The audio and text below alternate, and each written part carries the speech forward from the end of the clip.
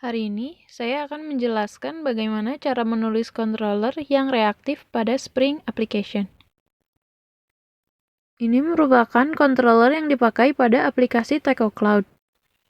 Pada kelas desain Taco Controller, terdapat metode ReasonTacos yang mengembalikan iterator dengan elemen bertipe taco. Tetapi, elemen iterable ini bukanlah tipe yang reaktif, sehingga kita tidak bisa menerapkan operasi reaktif pada elemen tersebut. Selain itu, kita juga tidak bisa memanfaatkan framework dengan sepenuhnya, karena jika kita tidak menggunakan tipe reaktif, kita tidak dapat memecah pekerjaan ke dalam beberapa thread. Sedangkan jika kita menggunakan tipe reaktif, pekerjaan dapat dipecah ke beberapa thread sehingga akan mempercepat proses pengerjaan. Untuk merubah metode ReasonTacos menjadi reaktif, kita dapat merubah elemen yang dikembalikan dari metode tersebut. Kalau sebelumnya metode ReasonTacos mengembalikan elemen iterable, kita dapat merubahnya menjadi elemen flux yang merupakan sebuah tipe reaktif. Karena elemen yang dikembalikan oleh repositories bertipe iterable, maka kita harus merubahnya menjadi tipe flux dengan menggunakan flux.fromIterable. Dan di sini di akhirnya ada metode tag12.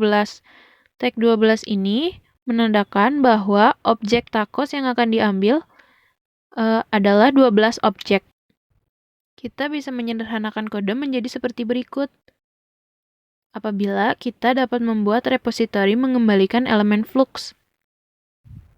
Di sini, kita tidak menggunakan metode flux.fromIterable karena repository telah mengembalikan elemen flux. Untuk merubah elemen yang dikembalikan oleh repository ini akan dibahas pada chapter selanjutnya. Contoh metode lain yang tidak reaktif pada kelas controller adalah Taco by ID. Taco by ID ini mengembalikan objek Taco yang juga bukan merupakan tipe reaktif. Nah, untuk mengubahnya menjadi tipe reaktif, kita dapat menggunakan elemen mono yang merupakan tipe reaktif. Apa perbedaan tipe flux dan mono? Flux ini akan membentuk data stream 0 sampai dengan n, sedangkan mono akan membentuk data stream dari 0 sampai dengan 1. Oleh karena itu, jika objek yang dikembalikan hanya 1, kita dapat menggunakan mono. Sedangkan jika objek yang dikembalikan banyak, maka kita dapat menggunakan flux. Pada contoh sebelumnya, kita telah menggunakan flux dan mono. Flux dan mono ini merupakan tipe reaktif yang disediakan oleh Spring Web Flux.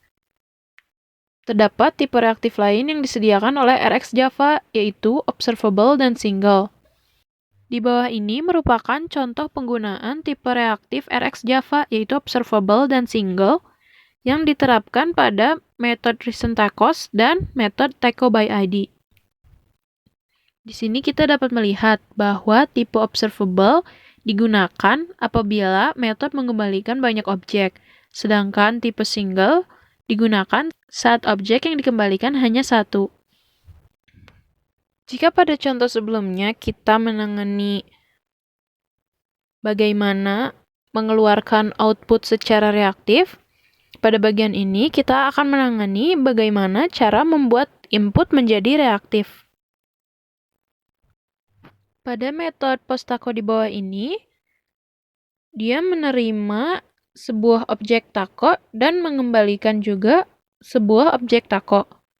Bagaimana cara membuat metode ini menjadi reaktif?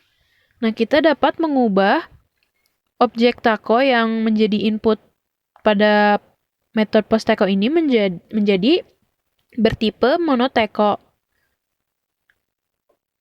Dan mengembalikan objek monotaco itu dengan menggunakan metode saveAll.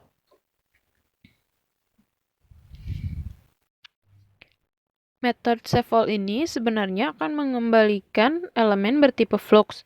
Tetapi karena kita memasukkannya elemen bertipe mono, objek yang akan dikembalikan dari tipe flux ini hanya akan tetap satu objek seperti apabila mengembalikan tipe mono. Sekian penjelasan dari saya mengenai writing reactive controller. Materi selanjutnya akan dijelaskan oleh rekan saya yang lain.